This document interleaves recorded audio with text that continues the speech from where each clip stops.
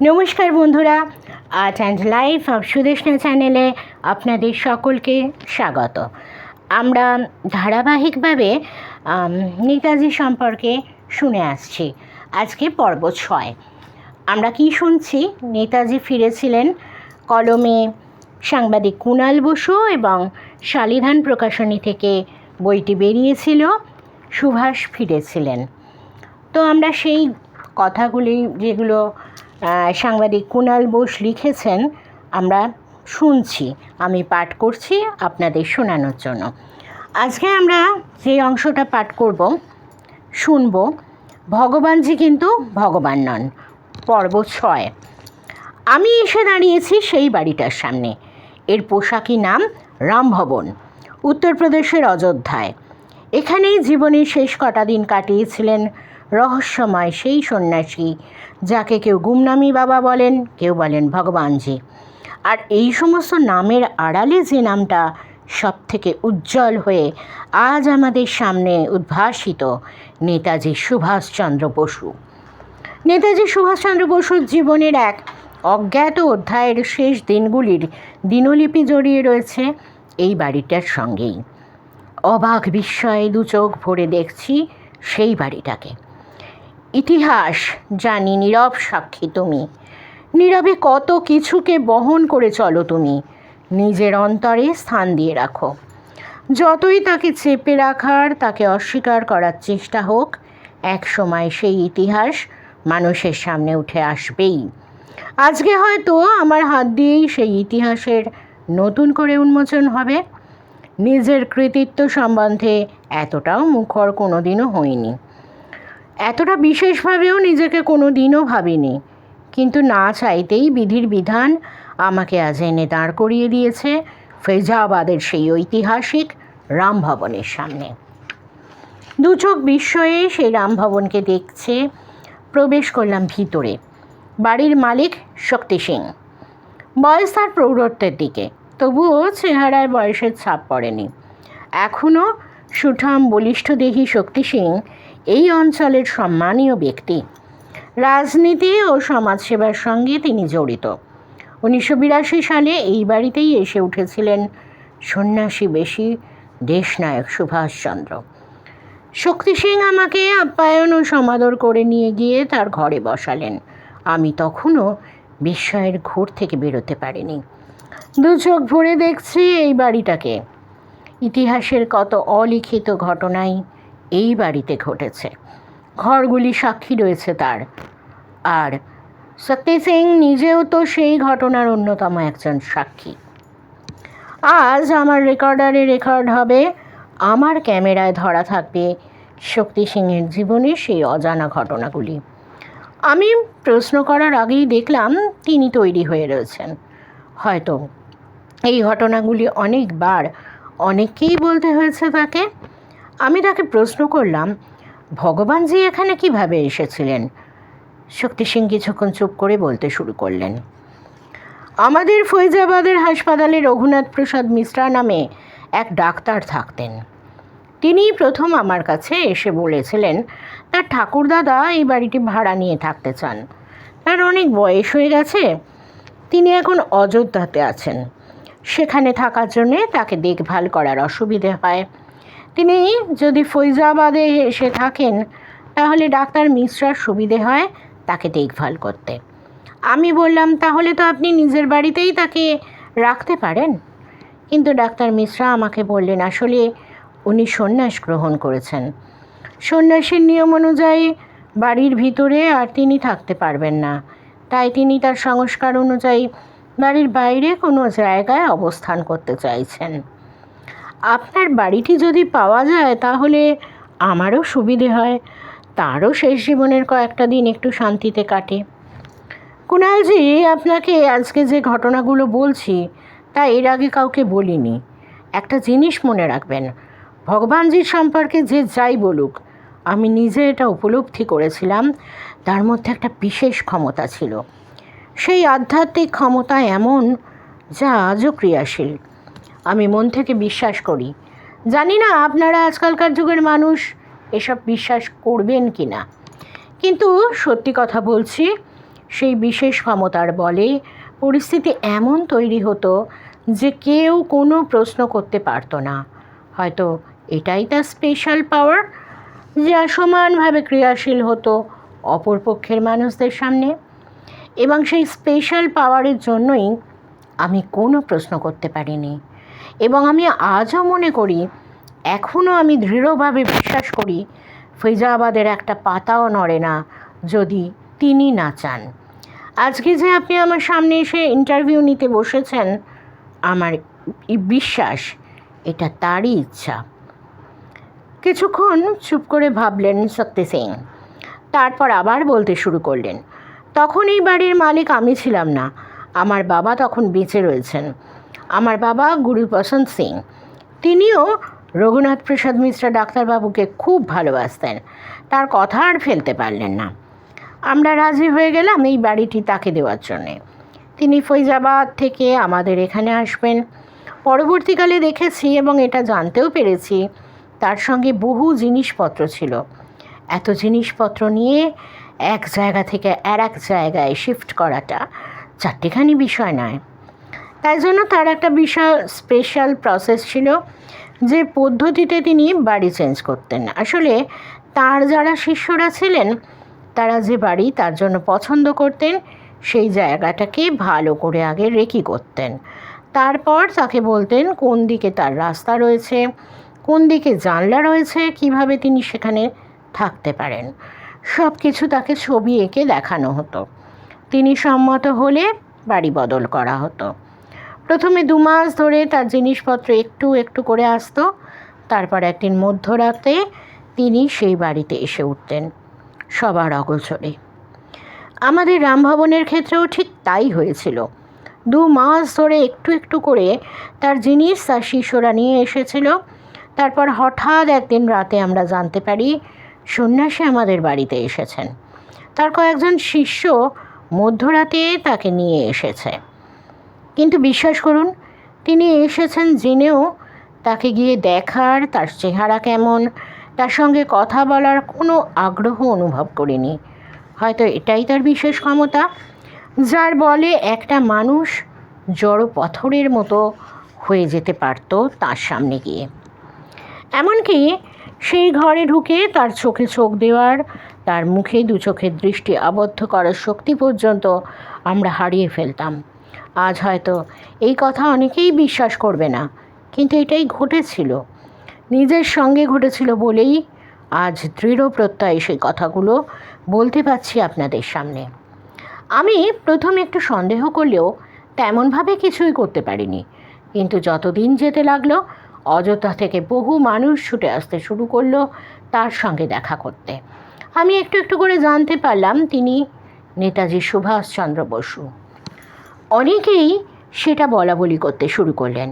অযোধ্যার বহু মানুষ এসে বলতে শুরু করলেন, আপনাদের বাড়িতে যিনি আছেন তিনি আর কেউ নন, তিনি স্বয়ং নেতাজি সুভাষচন্দ্র বসু। পরবর্তীকালে আমরা সেই প্রত্যক্ষ প্রমাণটি পেলাম, কারণ সেই ঘরে ভগবানজির যেসব জিনিস ছিল আর যারা তার সঙ্গে দেখা করতে আসতেন, তারা তার সঙ্গে যে কথা বলতেন, সেই কথাগুলি থেকে, তার জিনিসপত্র থেকে বোঝা যায় তিনি সুভাষচন্দ্র ছাড়া কেউ হতে পারেন না। বিশেষ করে তার জ্ঞান, তার পাণ্ডিত্য দেখলে আপনি অবাক হবেন।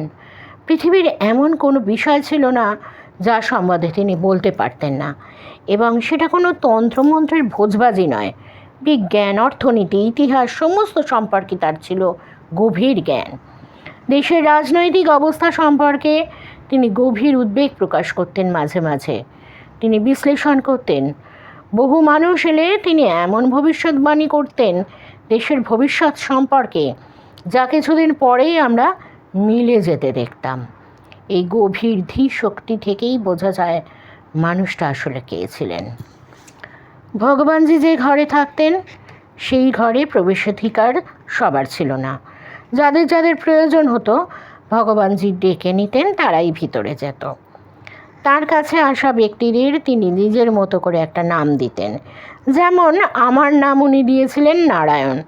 কয়েকবার তার ঘরে গিয়েছি, তিনি আমায় ডেকেছেন, কথা বলেছেন, অতি সামান্য কথা। আমার মতো সামান্য মানুষের সঙ্গে এত বড় ব্যক্তি আর কি বিষয়েই বা কথা বলবেন। যেমন ধরুন, উনি আমায় একবার ডাকলেন, নারায়ণ, অমুক তাকে রাখা বইটা একটু ধরুন। উনি আমায় একবার ডাকলেন, নারায়ণ, অমুক তাকে রাখা বইটা একটু ধরুন। নারায়ণ, অমুক তাকে রাখা বইটা আমায় দিয়ে যাও। আমি তাক থেকে বইটা নিয়ে তার পায়ের কাছে রেখে ঘর থেকে বেরিয়ে চলে গেলাম। একটাও কথা বলতে পারলাম না। বিশেষ করে তার মুখের দিকে যে চোখ দেব, তার মুখ দেখব, সেই সাহসই আমার ছিল না। এটাই তার বিশেষ ক্ষমতা। যে ক্ষমতা বলে যে ব্যক্তি সেই ঘরে ঢুকত সে অদ্ভুতভাবে সম্মোহিত হয়ে পড়ত। কারো সাহস হতো না তার মুখের দিকে তাকাবে। আমারও সেই অবস্থাই হয়েছিল, তাই আমি কোনো দিন তার চেহারা দেখতে পারিনি।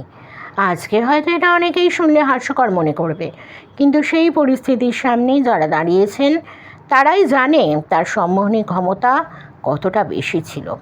তার মৃত্যুর পর পর্যন্ত যখন মুখার্জি কমিশন আমাদের বাড়িতে এলো, তখন সেই সব জিনিসপত্র তাদেরকে দেখানো হয়েছিল।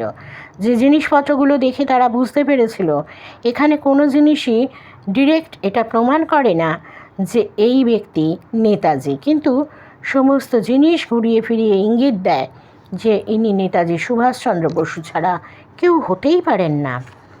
সুরেশচন্দ্র বসু নেতাজি সুভাষচন্দ্র বসুর ভ্রাতা। তার কন্যা ললিতা বসু যখন আসেন, তিনি আমার ঘরে ঢুকে সমস্ত জিনিস দেখতে শুরু করেছিলেন। আমি পাশে দাঁড়িয়েছিলাম। আমি দেখলাম, দেখতে দেখতে উনি ভাবাবেগে আকুল হয়ে উঠলেন। তার চোখ দিয়ে জল পড়তে শুরু করলো। তিনি বললেন, এখানে তো সমস্ত জিনিস রাঙা কাকাবাবুর। আপনি জানেন তিনি বিষয়টি নিয়ে উত্তরপ্রদেশে কেসও করেছিলেন।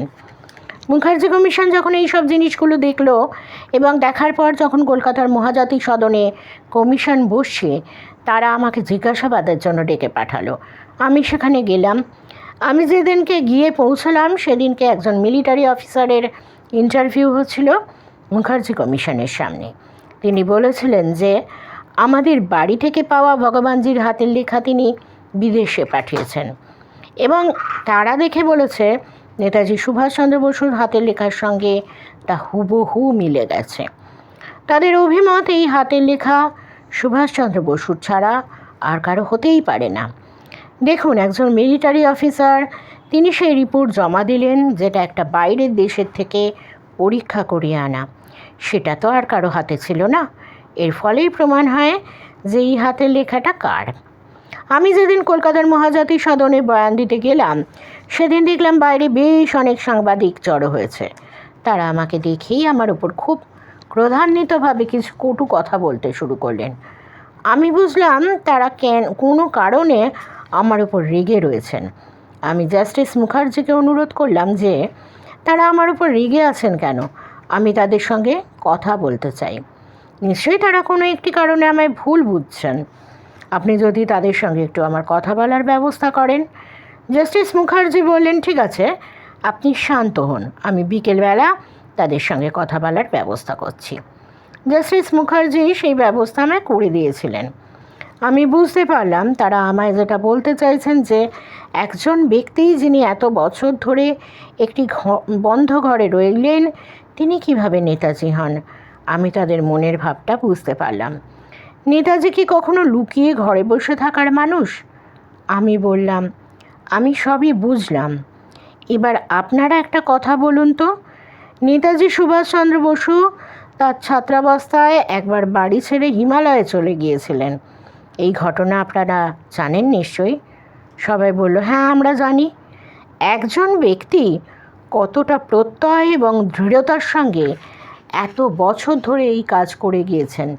40টা বছর তিনি একটি ঘরে লুকিয়েছিলেন, একটা দুটো দিন নয়। আমরা পারবো 10, 12, 15 দিন একটি ঘরে নিজেদেরকে লুকিয়ে রাখতে। 40 বছর ধরে সমাজের থেকে নিজেকে আড়াল করে রাখতে পারবো কি? সুতরাং সেটা নেতাজি সুভাষচন্দ্র বসু ছাড়া আর কি কেউ হতে পারে? এইটা একবার ভেবে দেখুন। 40টা বছর নিজেকে একটি ঘরে সমাজের থেকে লুকিয়ে রাখা কার পক্ষে সম্ভব হতে পারে? সেটা আমার আপনার মতো সাধারণ মানুষের পক্ষে তো সম্ভব নয়। যখন এই যুক্তি আমি দিলাম, দেখলাম সাংবাদিকরা সকলে চুপ, নিশ্চুপ। সবাই সকলের চোখের দিকে চাইছে। আমি বুঝতে পারলাম আমার যুক্তি কাজ করেছে। দেখুন কুণালজি, 40টা বছর মানুষের জীবনে কম কিছু নয়। এত বছর একটি মানুষ একভাবে এখানে রয়ে গেলেন একটি ঘরের মধ্যে। তিনি উত্তরপ্রদেশের বিভিন্ন জায়গায় ঘুরেছিলেন। আমি পরবর্তীকালে যা শুনেছি তার শিষ্যদের কাছ থেকে বা অন্যান্য ব্যক্তিদের কাছ থেকে, যেখানেই উনি থাকতেন কিছুদিনের মধ্যেই এই বিষয়টা সকলেই জানতে পারত যে এই সন্ন্যাসী আর কেউ নয়, নেতাজি সুভাষচন্দ্র বসু। আস্তে আস্তে বিষয়টা সকলের মধ্যে প্রকাশিত হলে সন্ন্যাসী সেই জায়গা ত্যাগ করতেন। আমাদের সৌভাগ্য যে আমাদের বাড়ি এই রামভবন ফৈজাবাদে জীবনের সেই সময়টা তিনি কাটিয়েছিলেন। তাকে কাছ থেকে পাওয়া, তার পদধূলিতে ধন্য হওয়ার সুবর্ণ সুযোগ আমরা পেয়েছিলাম। শক্তি সিং তার ভাবাবেগ আকুল কথা থামালেন। আমি তার মুখ থেকে কথা কেড়ে নিলাম। কিন্তু শক্তি সিংজি, গুপ্তার ঘাটে 1985 সালে তার দেহ দাহ করা হয়েছিল। অনেকেই বলেন সেটা তার দেহ নয়, তার মৃত্যু হয়নি। শক্তি সিং আবার বলতে শুরু করলেন, হ্যাঁ কুণালজি, জানি। এই কথার উত্তর আমাকে অনেক দিন দিতে হয়েছে, অনেকবার দিতে হয়েছে। আমি জানি এই প্রশ্ন আপনিও করবেন, কিন্তু একটা কথা বলুন তো, ভগবান রামচন্দ্রও তো এই পুণ্যভূমিতেই জন্মেছিলেন। তাকেও তো মৃত্যুর কোলে ঢলে পড়তে হয়েছিল। মৃত্যু এক অমোঘ বিধান, কেউ একে অস্বীকার করতে পারেন না। ভগবানজি বা নেতাজি তিনি মানুষই তো ছিলেন। হ্যাঁ, সাধারণ মানুষ ছিলেন না। নিজের সাধনার বলে তিনি অসামান্য হয়ে উঠেছিলেন, কিন্তু মৃত্যুর অমোঘ বিধান কেউ অস্বীকার করতে পারেন না। সেদিন তো আমি নিজে উপস্থিত ছিলাম। যে 13 জনের উপস্থিতিতে সেদিনের দাহ কার্য হয়েছিল সব আমি নিজের চোখে দেখেছিলাম। মনে রাখবেন, উনি ভগবানজি ছিলেন, কিন্তু ভগবান ছিলেন না। আমি আবার শক্তি সিংকে থামালাম। কিন্তু শক্তিজি, আপনি কি তার মুখ দেখেছিলেন? না, আমি তার মুখ দেখিনি। আমার তো মনে হয় সেদিনকে অনেকেই তার মুখ দেখেননি, কারণ সেই ইচ্ছাটাই হয়নি। ওই যে বলেছিলাম, তার ইচ্ছার ভিন্ন কিচ্ছু হতো না। তাকে সবচেয়ে কাছ থেকেই দেখতেন সরস্বতী দেবী শুক্লা, যাকে ভগবানজি মা জগদম্বে বলে ডাকতেন। তিনি সব কিছু দেখেছিলেন, তার মুখও দেখেছিলেন, কিন্তু আমরা তার মুখ দেখার ইচ্ছাই প্রকাশ করিনি। সেই দেহ নিয়ে গিয়ে রাতের অন্ধকারে দাহ করা হয়েছিল গুপ্তার ঘাটে। গুপ্তার ঘাট কিন্তু কোনো শ্মশান ক্ষেত্র নয়, কিন্তু তবুও সেখানে তার দেহ দাহ করা হয়েছিল। প্রশাসন সব কিছু জানত। এমনকি যেদিনকে তার দেহ দাহ করা হয় সেদিন পুলিশ পর্যন্ত সেখানে উপস্থিত ছিল, যাতে কোনো অপ্রীতিকর ঘটনা না ঘটে সেটা দেখার জন্য। প্রশাসনের বড় বড় অফিসাররা, যেমন কালেক্টর, বিডিও, তারা কিছুক্ষণ পর পর সমস্ত খোঁজখবর নিচ্ছিলেন। তারা সব কিছু জানতেন, সব কিছু বুঝেছিলেন, কিন্তু তারাও চাইতেন না বিষয়টা নিয়ে কোনো অহেতুক জলঘোলা হোক। একটা প্রশ্ন কি জানো, এর আগেও আমাকে অনেকবার উত্তর দিতে হয়েছে, কেন তিনি বাইরে এলেন না? আসলে আমরা যেভাবে ভাবছি, নেতাজি কি ঠিক সেইভাবে ভেবেছিলেন? আমার যেটা মনে হয়, আমার নিজস্ব বিশ্বাস, দেশের স্বাধীনতা এবং পরবর্তীকালে স্বাধীনতা পরবর্তী রাজনীতি দেখে তার হৃদয় ভগ্ন হয়েছিল।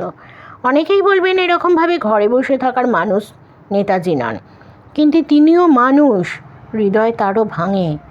আর তিনি ঘরে বসেছিলেন না, তিনি অন্য মার্গে বিচরণ করছিলেন। তিনি আধ্যাত্ম সাধনায় বিলীন ছিলেন।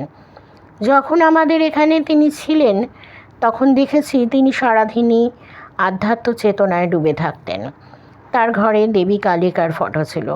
তিনি তাকে পূজা করতেন এবং নিজের মনে বহু গ্রন্থে আধ্যাত্ম সাধনা, আধ্যাত্ম চিন্তনের মার্গ খুঁজে বেড়াতেন। এটাই সেই সময় তার মার্গ হয়ে দাঁড়িয়েছিল। তাই সেই মার্গের পথ যাতে কোনোভাবে বিঘ্নিত না হয়, সেই জন্যই হয়তো তিনি আর প্রকাশ্যে আসতে চাননি, নিভৃতে ছিলেন। আর আমরা ভেবে যাচ্ছি তার সম্মান অসম্মান, তিনি যদি আসতেন অনেক সম্মান পেতেন। সত্যিই কি নেতাজি সেইভাবে ভেবেছিলেন? তার জীবনের রাজনীতি করার একটাই উদ্দেশ্য ছিল, সেটা হলো দেশের স্বাধীনতা। জওহরলাল নেহেরু কিন্তু সেইভাবে ভাবেননি। জওহরলাল নেহেরু দেশের স্বাধীনতার সঙ্গে সঙ্গে ক্ষমতায় বসতে চেয়েছিলেন, এবং জওহরলাল নেহেরু ক্ষমতা চেয়েছিলেন, ক্ষমতা পেয়েছিলেন, কিন্তু তিনি কোনো দিনও ক্ষমতা চাননি। তাই ক্ষমতার ধারে কাছে আসতেও তার কোনো লোভ বা মোহ ছিল না।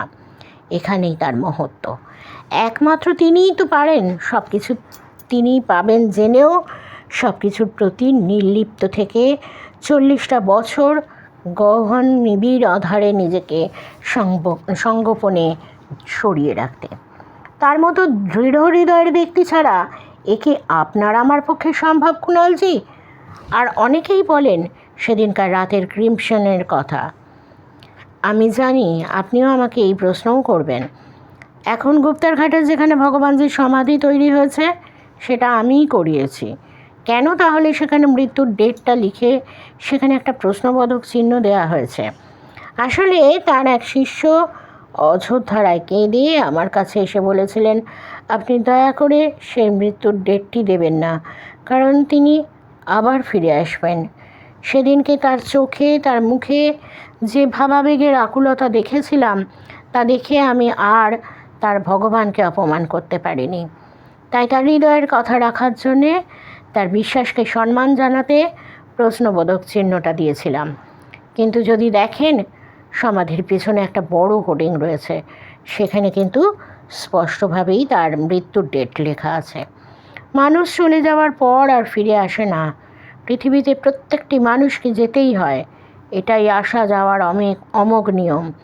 ভগবানজিও তার ঊর্ধ্বে ছিলেন না। তিনি নেতাজি রূপে জীবনের প্রথম সময় কাটিয়েছিলেন। শেষ 40 বছর এই উত্তরপ্রদেশের বিভিন্ন জায়গায় আত্মগোপন করে আধ্যাত্ম সাধনায় ডুবেছিলেন। সেটা তার আর এক জীবন। তারপর এসেছে মহানির্বাণের পালা। তিনি চলে গিয়েছেন, কিন্তু আজও তার চিন্তা, তার আত্মা এখানেই রয়েছে। আজও এখানে কিছু এমন হয় যা উনি ইচ্ছা করেননি, এমন হয় না যা উনি ইচ্ছা করেননি। আজও ওকে আপনি অনুভব করবেন। হয়তো অনেকেই এই কথা বিশ্বাস করবেন না, কিন্তু এ আমার মনের কথা। উনি আধ্যাত্ম মার্গের এমন জায়গায় পৌঁছেছিলেন যে জায়গায় খুব কম মানুষই পৌঁছতে পারেন, এবং সেই মার্গ থেকে দাঁড়িয়ে আজও তাকে এখানে অনুভব করা যায়। এখানে এমন কিচ্ছু ঘটে না যা তিনি চাননি। এ আমি নিজে উপলব্ধি করেছি, বহুবার উপলব্ধি করেছি। মন্ত্রমুগ্ধের মতো আমি রামভবনে বসে রয়েছি। আমার সামনে শক্তি সিং বলে চলেছেন, আর কোনো কথাই যেন কানে ঢুকছে না। সত্যিই কি অনির্বচনীয় সত্য, সত্যিই কি অনির্বচনীয় আনন্দ, তুরীয় আনন্দ লোকে বিরাজ করছেন যেন এখানে কেউ। সত্যি কি এখানে কোনো শক্তি কাজ করে যা আমাকে যন্ত্রের মতো পরিচালিত করছে? জানি না, এর কোনো উত্তর আছে কি না তাও বলতে পারবো না। বিজ্ঞান কি সব প্রশ্নের উত্তর দিতে পারে, নাকি কোনো কোনো প্রশ্নের উত্তর নিজেই হয়ে ওঠে বিজ্ঞান? জানি না সেসব। আমার কাছে সেসবের উত্তর আজও অজানা। সব কিছু বলার পরে যখন শক্তি সিং তার বিশ্বাসের কথাগুলি উজাড় করে দিলেন, তখন বুঝতে পারলাম মানুষটি খাঁটি। না হলে তার কথাগুলিকে এরকম হৃদয় সঙ্গম করতে পারতাম না। তার কথার মধ্যে কোনো ভড়ংদারি নেই নিজেকে মেলে ধরার কোনো ইচ্ছা। আমি শুধু তাকে বললাম, বিষয়গুলিকে এর আগে কোনো দিনও সামনে আনেননি? তিনি বললেন, আমরা কে কুণালজি? যার বিষয় তিনি যদি কোনো দিনও না চান, তাহলে কোনো দিনও সামনে আসবে না। আমি আপনাকে এই কথাই বলতে পারি, ভগবানজি চেয়েছেন বলেই আজ আপনি এখানে এসেছেন। যদি ভগবানজির ইচ্ছা থাকে, তার সত্য সারা ভারতের লোক জানবে, অবশ্যই জানবে। যদি তার সেই ইচ্ছা না থাকে, তাহলে কোনো দিনও সেই সত্য আমাদের সামনে আসবে না। তার সামনে বসে আমি শুনে চলেছি তার সেই একান্ত বিশ্বাসের কথাগুলি। মানুষের হৃদয় থেকে যে কথা বেরোয় তাকে হয়তো অবিশ্বাস করতে নেই। যারা এই গ্রন্থ পড়বেন তারা যদি তাতে বিশ্বাস না করেন, আমি বলবো এ আমার অপটু লিখনের অক্ষমতা। সেদিন শক্তি সিংহের সামনে দাঁড়িয়ে যে অনুভূতি আমাকে গ্রাস করেছিল। জানি না আমার কলম পাঠকদের কাছে সেই অনুভূতিকে পৌঁছে দিতে পারলো কি না, কিন্তু পাঠকরা বিশ্বাস করুন, ফৈজাবাদের রামভবনে দাঁড়িয়ে সেদিন যে অনুভূতি আমি পেয়েছিলাম তা ভাষায় প্রকাশ করা যাবে না। এই অনুভূতি কিভাবে পেলাম, কেন পেলাম, কী রহস্য আছে তার পিছনে, তা একমাত্র জানেন মহাকাল। শক্তি সিংয়ের সঙ্গে কথা শেষ হলো, কিন্তু আমার মনে যেন শেষ হয়েও হলো না শেষ। শক্তি সিংয়ের কাছ থেকে আরও অনেকের কথা জানতে পারলাম। তাদের মধ্যে অন্যতম ডাক্তার দশরথ সিং তোমার। ভগবানজিকে জীবনের শেষ সময়ে কিছুদিন চিকিৎসা করার সুযোগ পেয়েছিলেন ডাক্তার দশরথ সিং তোমার। তার ইন্টারভিউ তো আমাকে নিতেই হবে। শক্তি সিংজিকে অনুরোধ করতেই তিনি বললেন, ডাক্তার তোমার বহুদিন হলো আমার বাড়িতে আসেন না, দাঁড়ান একবার ফোন করে দেখি যদি আপনার সঙ্গে কথা বলার ব্যবস্থা করতে পারি। আমি অধীর আগ্রহে অপেক্ষা করছি। ফোন করলেন শক্তি সিংজি। কথোপকথন চলছে হিন্দিতে। আমি শক্তি সিংজির কথা শুনে তার চোখের বদলে যাওয়া দৃষ্টি অনুভব করতে পারছি। বুঝতে পারছি উনি ভীষণ উত্তেজিত। কিন্তু হঠাৎ করে তিনি এত উত্তেজিত হয়ে উঠলেন কেন, কিছুতেই বুঝতে পারছি না। বুকের ভিতর কেমন জানি একটা চাপা উত্তেজনা অনুভব করছি। ফোনটা রেখেই আমার দিকে অবাক বিস্ময় তাকিয়ে সিংজি বলে উঠলেন, আপনি খুব ভাগ্যবান কুণালজি। আপনাকে বলেছিলাম না, আমাদের এখানে এমন কোনো ঘটনা ঘটে না যার পিছনে ভগবানজির ইচ্ছে নেই। একটা গাছের পাতাও তার ইচ্ছের বিরুদ্ধে নাড়ানো যাবে না। দেখুন ডাক্তার তোমার কতদিন হয়ে গেল আমার বাড়িতে আসেন না। আজকে আমি ফোন করলাম আপনার সঙ্গে দেখা করাবো বলে। ডাক্তারবাবু কি বললেন জানেন? এখন উনি রাস্তাতে আছেন, আমাদের বাড়িতেই উনি আসছেন। আপনার সঙ্গে ডাক্তারবাবুর দেখা হোক, এটাই হয়তো ভগবানজির ইচ্ছে। না হলে এতদিন পরে আজকের দিনেই উনি কেন আমার বাড়িতে আসবেন? এই বিশ্বাসের উপর উত্তর আমি কি দেব জানি না। এই বিশ্বাসকে সাধারণ মানুষ কতটা গ্রহণ করবেন তাও আমি জানি না। কিন্তু আমার চোখের সামনে যে ঘটনাটা ঘটল তা শুধু হৃদয় দিয়ে অনুভব করতে হয়। যুক্তিতে আর বুদ্ধিতে এর কোনো ব্যাখ্যা মেলে না। আমি অধীর আগ্রহে অপেক্ষা করতে লাগলাম ইতিহাসের আর একটি জীবন্ত সাক্ষীর মুখোমুখি বসার জন্য, ডাক্তার দশরথ সিং তোমার। বন্ধুরা, আজ এই পর্যন্ত। পরের দিন বাকিটা আবার আমরা শুনব, আরও খানিকটা অংশ।